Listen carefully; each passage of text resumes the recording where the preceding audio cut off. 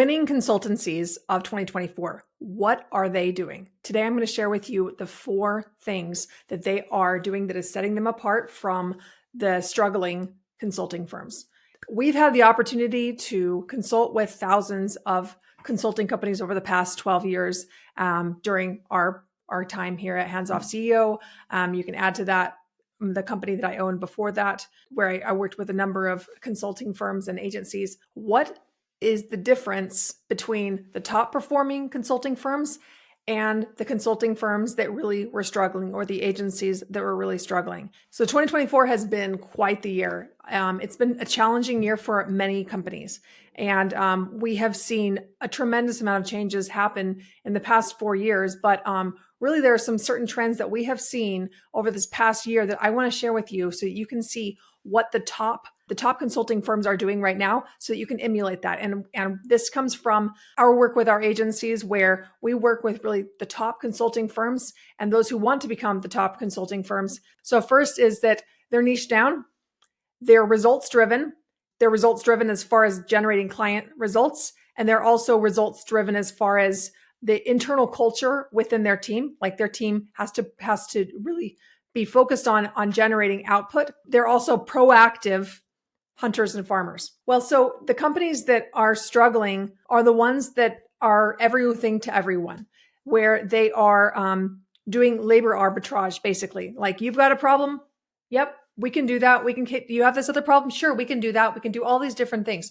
Well, it's very useful and valuable that you can help with your clients with a number of problems, but what level of problems are you actually solving? So the top consulting firms they're niche down to solve very expensive problems, like $1 million expensive problems, where they can either generate that growth, they can save companies' profits, they can solve problems that are very painful, that are stopping them from doing some other big thing. Anyway, they're focused on bigger solutions that make a difference, versus the companies that are struggling. They are focused on solutions that are pretty low level, and that anyone can do it. And that doesn't mean that they don't have the capacity to do a lot more. In fact, we see all the time companies where they're like top like 10, 20% of their clients, they deliver remarkable results for. And then what happens is they get all these referrals along the way. And before you know it, they have this company that's at least half of their company is like full of clients that really aren't the most ideal. And they're delivering work for them that's the client, they're generally pretty happy with it, but it's nothing groundbreaking. It's nothing that it's nothing life-changing. And it's the kind of work that tends to eat up a lot of capacity, but deliver very little results for the client as far as like what you can actually see on paper. The companies that are niching down around problem sets and around type of clients, that's oftentimes we hear should I niche down on like the service, or should I niche down on the client? Well, here's the thing is that you actually want to niche down on, like, I'll say all of that, but actually think of it in a different way. Think of it around, what do we want to be known for? What transformation do we want to be known for? And then who could you deliver that transformation for? It's really thinking, it's really visioning out, what do we want to create in the market? And then from there, you're like, who do we want to serve doing that? So if we want to be able to we want to be known for being able to deliver these really, really amazing digital experiences that generate millions of dollars for companies, like who could you deliver those experiences for? What would it mean for them? It's looking at those variables there so that you can drive the biggest results. That comes to the second one around results. They're driven by results. So it's quite difficult to be able to have any scale around results if you have a passive way about generating new business. So I was mentioning the referrals before. The referrals come in, and then you're looking at, well, yeah, we can do that for you. We can do that for you. But you don't really know what kind of result that you can provide, because it might be a new project that you've never taken on before. And then what happens also too is that the CEO gets very stuck in the day-to-day with that. So instead of using that time and energy to go and innovate the whole company and innovate a product line or a service line specifically that's going to create a particular type of transformation in the industry, they're focusing on creating these individual transformations for clients individually. And they're custom and they're one-off. And it leads to a place where the owner is being pulled into the day-to-day on these pieces, or your highest level resources, if the owner may be out of some of those pieces there. But still, but at the end of the day, what happens is that there's just not a lot of energy left over to innovate on a more global scale in the company. It's also quite difficult to be saying, you know what, we do great work for companies. We do this great SEO services, or these great marketing plans, or this great D2C marketing campaigns, or whatever it is that you're doing for your clients. But until you can actually say, when we do this work for you, it's going to be able to generate this kind of result, then you are really putting yourself in a position where you don't have the same level of expertise in the market that you could. When you're really results focused with clients, and you start looking at every new client opportunity as, this is how we're going to use this client opportunity to create the very best case study we've ever had. And you can use that to go leverage to be able to get more work, better work. And it'll allow you to continue to up level what you can charge as well. Because when you are focused on results and driving results for your clients, imagine your top 5% case studies for your clients. Like, let's imagine that let's just throw this one out there. Maybe you help this company be able to drive so much growth that, a $5 million company, and they ultimately were able to get to 15 million or 20 million over a certain amount of time. Can you do that for every one of your clients? No way, right? But what if every new client you brought on, you were able to, at minimum, be able to create, a $10 million transformation at minimum? What if you could create the conditions for success in your company that allows you to be able to create those type of transformations? If you knew that you could do that for every one of your new clients coming in, how much easier would that be to bring in new sales? How much easier would that be to create campaigns around that, where you're excited to be reaching out to these type of companies that you can add $10 million for? Just for example, I'm using an example here, and it takes a little more. You're like, I don't know how I could do that. Well, I get it. That it takes something. It takes some innovation to go through this, and our clients spend some time to go through this and to really think deeply on where they can deliver the biggest impact in their industry. What skills do they have to bring all together from their internally within their team, but mostly from themselves, what they have done and how they can incorporate this into and bake this into their systems. And the beautiful thing too is that as your company grows, you can actually go and add more skills and resources to your client roadmap, to the way that you're working with your clients. Even, for example, one of our big up levels for 2024, we have had Ben on our team. He is our client success manager, and he has 20 years of sales experience, where he's putting together sales departments, where he's put together multiple sales departments that he's helped scale to over 100 million, some beyond 300 million, and even been participated as part of his exits. Now, that is a unique skill set that has allowed us to be able to build out our roadmap to be a lot more sales focused, where additional services we're offering now that are very much focused on building out sales teams, building out the sales departments, and really getting companies to grow without the CEO. That's a natural progression that can happen as you continue to expand your company. You can deliver bigger and bolder promises to your clients, and that's really exciting for us. So I may do another episode on that, and we could dial in what are some of the changes that we've made, how have we innovated in that, so you can kind of see how we're practicing what we preach. But anyway, that the top firms are always innovating their results. They're pushing their systems to say, how can we be able to deliver better results for our clients? And by the way, you have to be looking at that now, because some of the things that you have done manually in the past, you can be able to use automation and AI to be able to support you to do a lot of things that were quite manual before, and you can get a lot more done in a short amount of time if you really deeply understand how to be able to use some of these tools and play with them and figure out some of the ways that you can get better quality. It's really at the end game is about better quality, and you can use that to keep on up leveling your services, giving a better experience for your clients overall. And that's something that we're always looking at internally at Hands Off CEO as well. Number 3 is a results-driven team. So one of the things that happen as we go through this innovation process with our clients, when we call it, it's called our irresistible offer process. What goes on is they start looking at this mindset shift that happens, where they're moving from, we're offering our clients these deliverables. This is the deliverables we're offering. You're going to get this website. You're going to get these campaigns. You're going to get this exit strategy. You're going to get, whatever it is that they're looking at and saying they're checking off the boxes on those, right? So the problem is that deliverables alone doesn't necessarily create a result, as we were just talking about with the last point. So what happens is there's this shift where you're starting to recognize that and step into, we are a growth partner for our clients. We are partnering with our clients to actually drive real tangible results. And when you get away from this thinking around tasks and completing tasks to actually completing real outcomes, then you start seeing a gap. And that's happening in your team too. So you're asking yourself the question, is our team actually operating in a way where we are delivering quantifiable outcomes within our company? Are we actually doing the work that's going to drive growth?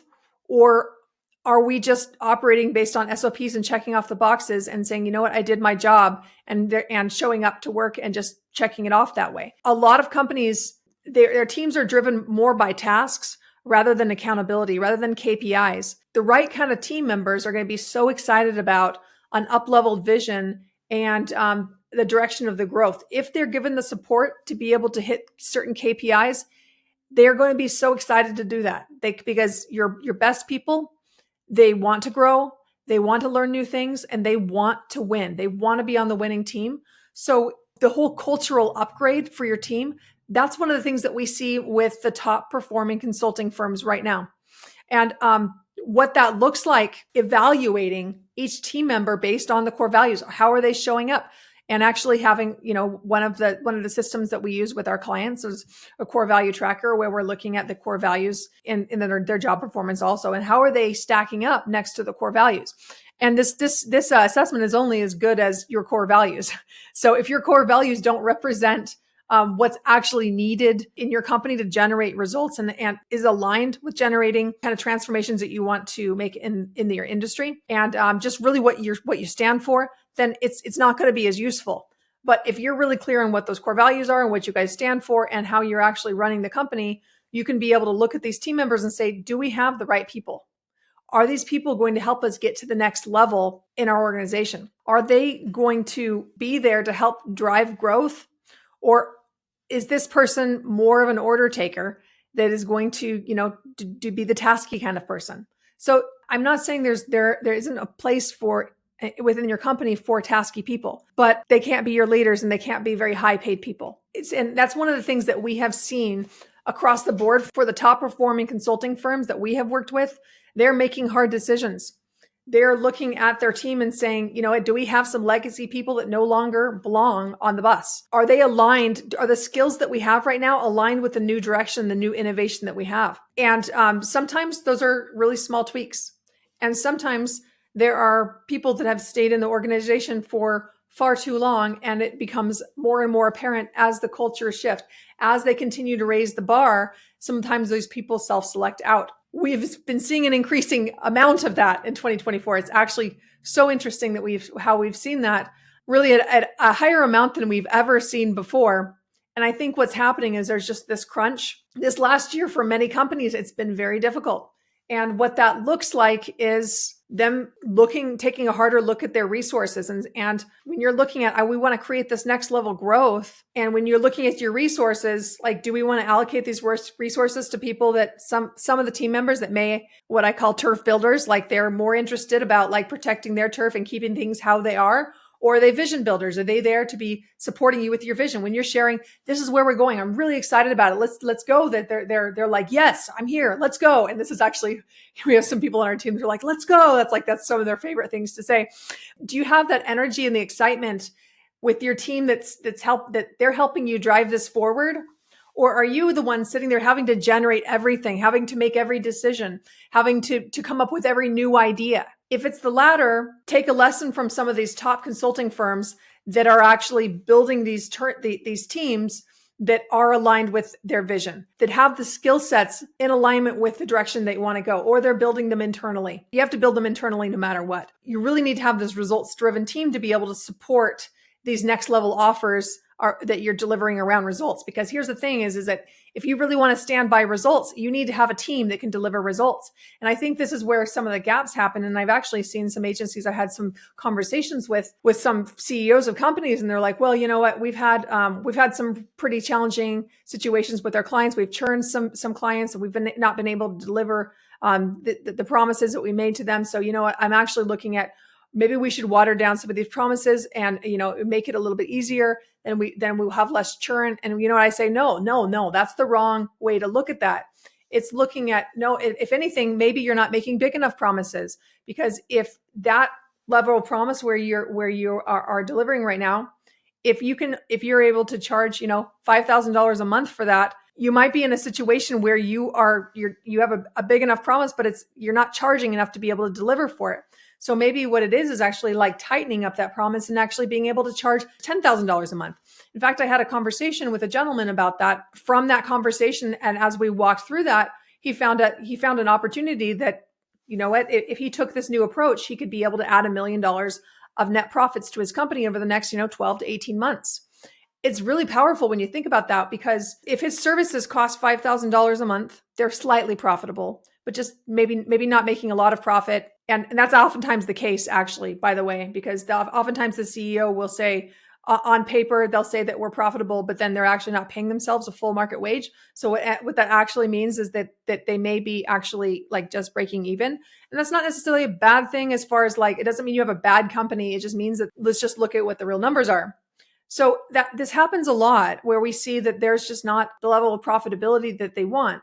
Now you take the $5,000 a month and then you take that to $10,000 a month. Now you have $5,000 of extra profit for your service. That doubles the profit. It's incredible what that can do. And we could extrapolate that across 10 clients. Let's say you had 10 clients paying you $5,000 extra a month. That's an extra $50,000 a month of profit. That's not nothing, right?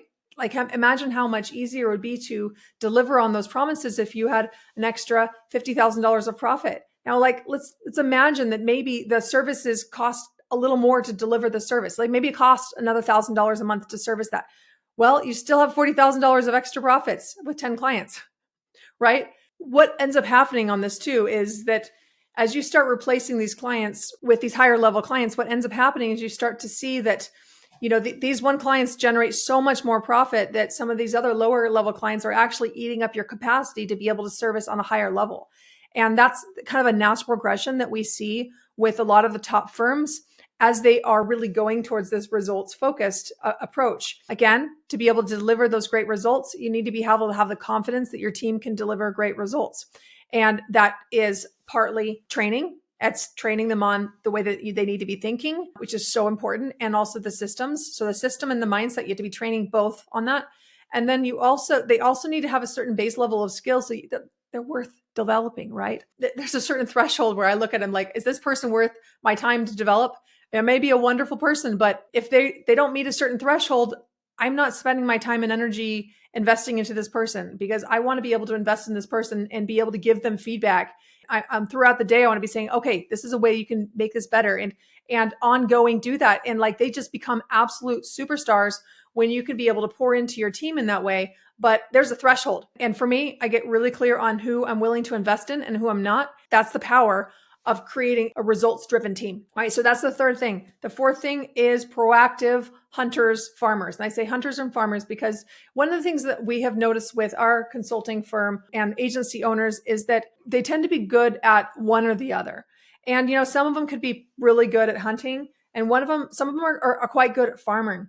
And in fact, I would see a lot of our clients are actually probably the best at farming. And they have all sorts of great opportunities. And one of the things that we do, they're just missed out, and they just don't see some of these opportunities that are right under their nose. So one of the things that we see that makes a big difference for them is going after the low-hanging fruit. Now this is something that you can put on your calendar to be doing on a quarterly basis. At least we have this exercise. We did a workshop on this during the summer, actually, on the lowest hanging fruit workshop to be able to uncover $10,000 of extra sales and profits per month. That's really on the low end. When we walked our clients through this, they were able to generate a whole lot more than that. What you want to be doing is looking at what are the systems and processes that we need to have in place to consistently be pulling the opportunities out of our list that are already there, to be able to have them organized. Because one of the things that we see, even quite successful firms, they'll do pretty well on generating new leads. They maybe are doing pretty well on closing leads, but everything in the middle, there's a track, nurture, close. They're pretty good on the either side at the very end, but that nurture part is really where they drop the ball. And that's where an enormous amount of opportunities lie. In fact, it's about 97% of the market. So it's looking at how do we be able to harvest what's already in that. And by the way, December, January, a fantastic time to do that because your clients are looking at their budgets. They're looking at, what do we want to create for this next year? Where do we want to invest? They're already having this conversation right now. So enter this conversation they're already having, especially if you already have a relationship with them. Maybe they are a current client, a previous client, highly engaged prospect at one point. How could you re-engage them? How do you be able to bring up that conversation? Maybe it's just a matter of just like taking them out for coffee and having a conversation. What's new? How are things going? And using that as an opportunity to listen for what their challenges are. And, coming from a place of giving, use that as an opportunity to open up this conversation. Is that scalable? No, but is it effective? Absolutely. Right. So do what's effective way first before what's scalable. And that's one of the things that the top consulting firms are doing. They are focusing on relationships. They're focusing on doing the things that work rather than like trying to just have this whole flurry of activity and quote scale. So they're focusing on driving real results rather than on scale. And one of the things that we see that a lot of firms can do better, even the top ones, is building out systems for more of the hunting, right? So they may have done a lot of farming as far as, they've gone to a lot of conferences. Maybe they're speaking at different places. Maybe they've even done some exhibiting at trade shows. So they have these opportunities, right? But they're not doing as much outbound as they could. They don't have a consistent strategy where they're going and adding value and being able to follow up in a way that is going to be elegant and in a way that is going to actually help them see the value that they can bring them. So that is one of the things that we see a lot of times. And that's where this beefing up the sales departments is one of the things that we have been helping our clients with. We've been updating our roadmap on, and we are launching this for 2025 around being able to drive, triple the pipeline. We're seeing that with the clients we've been working on this with. Triple their pipeline and add millions of dollars of profitable growth. We've already been helping our clients be able to double their fees. Really, at minimum, that's the place where we're looking at. We're looking at helping them innovate the service and use that as a way to be able to get paid double for the same work, for about the same work. It's usually the case. It's about the same work. They already have to be delivering results, not churning. If they can't deliver results and they can't churn, first of all, we just won't take them on as a client because that's an uphill battle. And it's also setting us up to set someone else up to screw people over, which we don't like doing.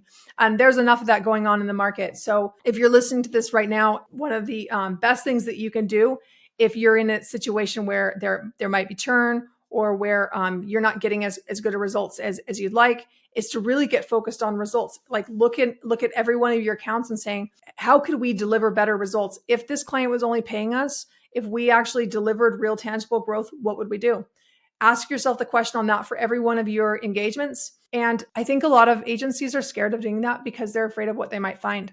They might find some engagements where they're not delivering any value, and they may have a value conflict there where they realize that they're taking money for not being able to actually deliver any real tangible value.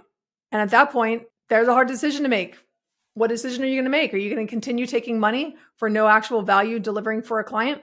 Or are you going to free up that capacity and then really go after clients that you're going to be able to deliver a much bigger value for? That's a question there. Biggest driver of growth in 2024 are the companies that are really focusing on impact over scale. If you focus on impact first, when you get really dialed in for the transformation that you can create for which type of client, you can use that to be able to create this snowball effect of unfair advantages, where what happens is that you'll become known in your industry for this kind of transformation. You become known as the very best. I'll give you one example here. Jamie Birch's company, before he sold his company, the transformation they wanted to be known for is being able to add $10 million of new sales for B2C brands without stealing the leads that they'd already had and calling them there. So $10 million in 3 years, that was the transformation. That's a whole heck of a lot more exciting than affiliate marketing. Doing that, helping them be able to double their fees. I have lots of other stories for that and many in the development phase that I can't yet share. But here's another one. Jane was on the podcast. You may have listened to our recent podcast with Jane McQuillan, where she shared where they were able to increase their fees 300%. It was 367%, something like that, on their monthly retainer. They went from selling, individual kind of hourly type of services, time and materials, and they went from that to having a longer term growth program with their clients. And what that looked like is that they moved from these individual little projects to a long-term year retainer that was renewed, and the program itself was 3 years. So what that did is it 10x'd their client lifetime value and an increase their monthly retainer 367%. What she shared with that is that the increase in profit on that, it's been over doubled their net profit. And she has her numbers because she knows that's what they do for their clients. They help them be able to increase their net profits, help them be able to double their net profits. They can add a certain number of extra profits for their company, and they guarantee that. And they help them be able to add millions of dollars to their exit. So when you bring about an offer like that, and that took something to get to that took something. Jane was wrestling with that, right?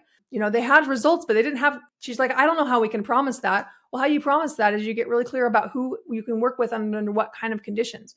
And that's what creates the kind of impact on the financial level, because you're bringing to market a service that really has a very big transformation. You're coming about as a growth partner. And when you're there as a growth partner, what that allows you to do is charge twice as much or more for the same work, and which at the same time, that makes it easier to sell those same services. When it's easier to sell the same services, now you can build processes and systems around consistent lead flow, which allows you to remove yourself from sales, which allows you to be able to also have the cash flow to be able to hire these amazing people, these amazing leaders in your company to drive growth. And you see what happens is that this ultimately creates this stacking effect of this snowballing where it's compounding, where you continue to have this whole stacking effect of all of these unfair advantages in your company, in your firm. So that is what is possible for your agency when you focus on the top 4 things that the winners are doing already. Niching down, focusing on client results, leading their team to drive results for clients and drive internal results, and also they're proactive hunters and farmers that actually go after the kind of clients that they want to create transformations for. They are intentional. They have a vision. They go after it rather than sit and wait for the most ideal conditions to sit in front of them. What they're doing is they're sitting and waiting around. And they're saying, you know what? Well, we can't have this because these conditions. Anyone who's really powerful in their life knows that the way that you be able to create the life that you want is by you going and creating the conditions for the success that you want. It's no different in business. You're creating the conditions for success for your clients to be able to create the biggest outcomes. You're creating the conditions for success internally in your team, internally in your business, to be able to attract your very best types of team, people that want to be there. That means growing as a leader. That means upskilling and being able to show up in an empowering way where you have this vision that inspires them to be able that your words literally move people. And when you can do that, that's what unleashes the power in your organization. That's what unleashes the power in your leadership and in your ability to truly become a hands-off CEO.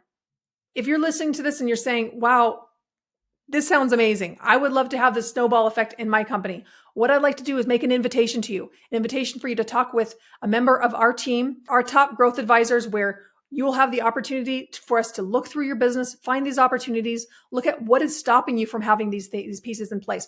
Where are you stacking up on these 4 areas that we talked about? We're going to be looking at that and saying, how can we be able to help you be able to create a bigger breakthrough for your clients? Sometimes there are just small tweaks to what you're doing. And it's oftentimes just about being able to be very intentional about the information that you're getting from your clients so that you have that feedback loop so you know what is working. So you're really taking responsibility and teaching your team how to take responsibility too. We'd love to help you do that. We'd love to have that session with you. Go to handsoffceo.com/scale, and you can apply to have that session with our team members. It's really just a great opportunity for us to look at your company, to be able to see the opportunities you have there, and for us to really pour into you and give you the feedback that you need to be able to transform your agency in 2025. This is Mandi Ellefson from Hands Off CEO, signing off.